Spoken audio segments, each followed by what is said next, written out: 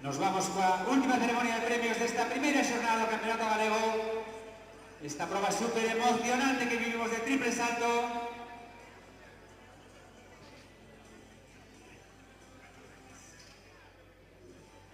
Don Fernando Miguel vai a facer compañía nesta entrega de medallas deste luxo de triple que vivimos